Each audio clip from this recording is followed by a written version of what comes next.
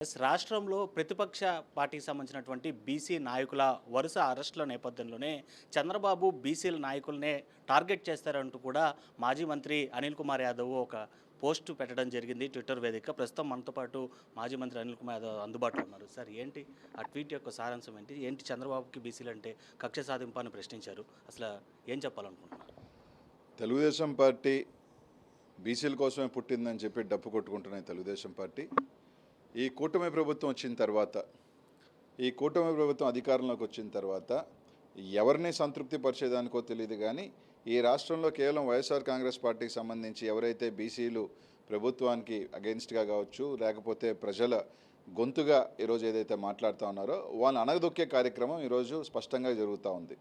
జోగి రమేష్ గారు కానీ, ఏదైతే గౌడ్ సమాజ్ వర్గానికి సంబంధించిన జోగి రమేష్ గారు కానీ, యాదవ్ సమాజ్ వర్గానికి సంబంధించిన కార్మూరి సునీలు వాళ్ళ కుటుంబం కానీ, అలాగే మొన్న చూస్తే మత్స్యకారు కుటుంబానికి సంబంధించిన సీదల అప్పలరాజు కానీ, ఏదైతే ఈరోజు బోయాకు సంబంధించిన విరూపాక్షి గారు కానీ, ఈరోజు కేవలం ఈరోజు ప్రత్యేకంగా టార్గెట్ చేస్తూ ఈరోజు బీసీ వర్గాలని, ఎవరైతే బీసీ నాయకత్వాన్ని ఈరోజు అణగదొక్కే, ఈరోజు బీసీలు రాజకీయంగా కష్టపడి ఎదుగుతూ పైకి ఒక మంత్రుల స్థాయికి వచ్చి ఇంకా ఎదుగుతూ ఉంటే వాళ్ళని ఏదో ఒక రకంగా అణగదొక్కి ఈరోజు ఒక కక్ష సాధింపు మాటకు వస్తే ఏదన్నా ఉంటే ఈ రెడ్ బుక్ రాజ్యాంగాన్ని తీసుకొచ్చి ఈరోజు ఇబ్బంది పెట్టే కార్యక్రమం జరుగుతోంది. అందులో భాగంగా ఈరోజు ఒక కొత్త నాటకానికి తెరదీశాడు చంద్రబాబు నాయుడు.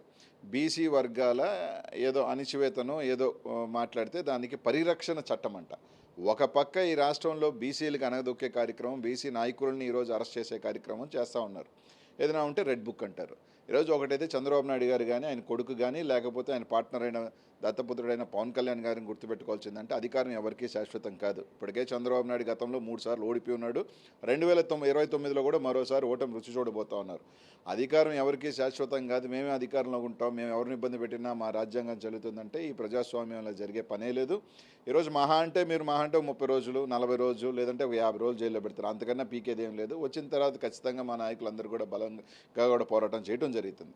ఈరోజు మేము నిజంగా చూస్తే దారుణం. విరూపాక్షి చూస్తూ ఉన్నాం, నేరుగా తనే వాళ్ళ భార్య చీరని జించి దాన్ని తీసుకొచ్చి విరూపాక్షి చేశారు, ఎమ్మెల్యే గారు చేశారని చెప్పి ఆయన మీద కేసు పెట్టడం, దానికి నిజంగా దౌర్భాగ్యంగా ఒక బీసీ ఎమ్మెల్యేలు మంత్రుల చేత మాట్లాడించడం. ఈరోజు ఆ వీడియో బయటకు వచ్చింది. ఈరోజు అప్పలరాజు గారు చూసాం. వాస్తవంగా ఒక జరిగిన సంఘటన దురదృష్టకరం, ఎక్కడా జరగకూడదు, కానీ ఒక 18 సంవత్సరాల పిల్లవాడు తెలిసి ఎవరు ఏం చేయరు. యాక్సిడెంట్ అనేది అందుకే ఒక దురదృష్టవశాత్తు ఒక యాక్సిడెంట్ జరిగింది.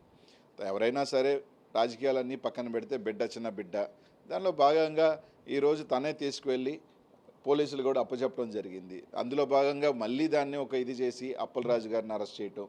ఇలా చూస్తూ ఉంటే ఈ రాష్ట్రంలో వైఎస్ఆర్ కాంగ్రెస్ పార్టీలో ఉన్న బీసీ నాయకులను వాళ్ళని టార్గెట్ చేస్తూ, దాంట్లో కూడా ఒక్కొక్క సామాజిక వర్గంలో సంబంధించి వాళ్ళని టార్గెట్ చేస్తూ ఈరోజు చేసే కార్యక్రమం జరుగుతూ ఉంది.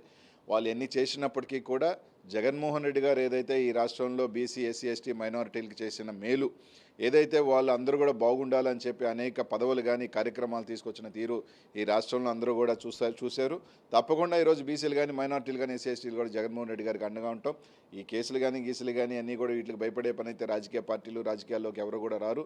ఇవన్నీ రాజకీయాల్లోకి వచ్చి అక్రమ కేసులకు సంబంధించి ఏదైతే వీళ్ళు వ్యవహరిస్తున్నటువంటి తీరును ప్రజలు గమనిస్తున్నారు. మరోవైపు న్యాయస్థానాన్ని మనం మెట్లెక్కినప్పుడు అక్కడ కూడా స్వచ్ఛంగా న్యాయం జరిగేటువంటి పరిస్థితి. అయినా వీళ్ళ తీరులో ఎందుకు మార్పు రావట్లేదు? వాళ్ళు ఒకే అజెండాతో ఉన్నారు. ఏదో భయం పెట్టేయాలా, వీళ్ళని కేసులు పెట్టితే భయపడిపోతారు, కేసులు పెట్టేస్తే ఇంకా వీళ్ళు పని చేయరు, కేసులు పెడితే ఇంక రారని. వాళ్ళకి అది మర్చిపోయేది ఏంటంటే, ఒకసారి నువ్వు కేసు పెట్టేసిన తర్వాత వాడు జైలుకి వెళ్ళి వచ్చేసిన తర్వాత ఇంక పోయేదేం లేదు. ఇంకా డబ్బులింతలుగా పోరాటం చేస్తాడే కానీ, ఇంకా కూడా కసిగా పనిచేస్తాడే కానీ, అది తెలియక మేము కేసులు పెట్టేస్తే వైఎస్ఆర్ కాంగ్రెస్ పార్టీ భయపడిపోతుంది, నాయకులు వణికిపోతారు, ఇంకెవరో రారు, అనగదొక్కేయచ్చు అనుకోవటం అది మూర్ఖత్వం. రాజకీయాలలో ఎవడొచ్చినా కానీ కేసులకి వీటికి అన్నిటికీ సిద్ధంగానే వచ్చి పోరాటం చేసేదానికే రాజకీయాలు. పవన్ కళ్యాణ్ చెప్పినట్టు మాటకు వస్తే నేను రాజకీయాల్లో ప్రాణం వదిలేదానికి వచ్చానా, ఎవడు రాజకీయాల్లోకి వచ్చినా కూడా అన్నిటికీ సిద్ధంగా అయిపడే రాజకీయాల్లోకి వస్తారు.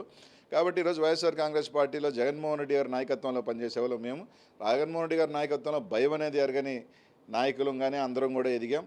కాబట్టి ఆయన రెడ్ బుక్, ఎర్ర బుక్, ఇంకో బ్లూ బుక్, ఇంకో బుక్కులు చూపిస్తే భయపడాలి. నీ రెడ్ బుక్లో ఎన్ని పేర్లు రాసుకున్నా కూడా మహా అంటే ఒక 50 రోజులు. ఒకటి గుర్తుపెట్టుకోవాలా, మమ్మల్ని ఎత్తి లోపలేస్తే ఏదో దానికి ఉనికిపడి చాలా మహామహులు జైలుకి పోయి వచ్చినారు. ఈరోజు హోమ్ మినిస్టర్ అమిత్ షా దాదాపు ఎన్నో నెలలు జైల్లో వచ్చినాడు. చంద్రబాబు నాయుడు జైల్లో పెట్టి వచ్చినారు.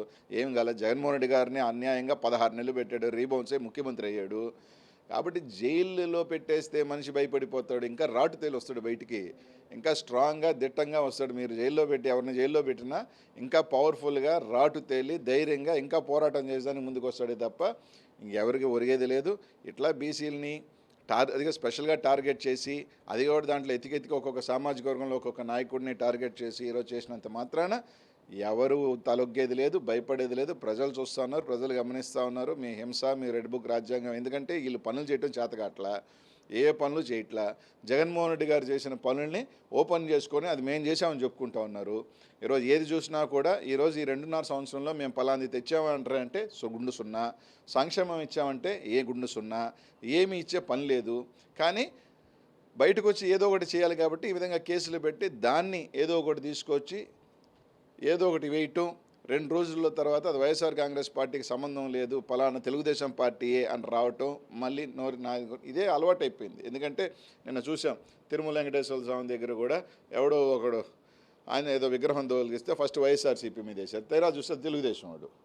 సో పాపాలు చేసేది వాళ్ళే, దరిద్ర పనులు చేసేది వాళ్ళే, అది ఎత్తుకెళ్ళి వైసీపీ మీద వేయటం. మరో కోణంలో చూస్తే ఈ కేసులో అన్ని కూడా స్థానిక సంస్థల ఎన్నికలు సమీపిస్తున్నటువంటి వేళ నియోజకవర్గాల వారీగా కూడా గ్రామ స్థాయిలో కూడా ప్రతి ఒక్కరిని భయపెట్టేటువంటి ప్రయత్నం అనుకోవచ్చా?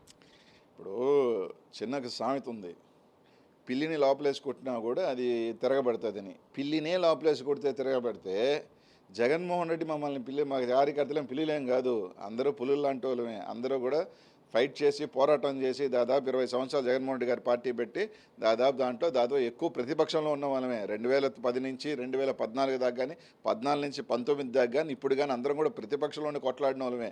మేమేం అధికారం ఎక్కువ ప్రతిపక్షం తక్కువ కాదు, మేము ప్రతిపక్షం ఎక్కువ అధికారం తక్కువ అనుభవించిన వాళ్ళం. కాబట్టి దీనికి భయపడిపోయి స్థానిక సంస్థలకి దూరం అయిపోతాం, ఇంకా కసిగా పనిచేస్తారు.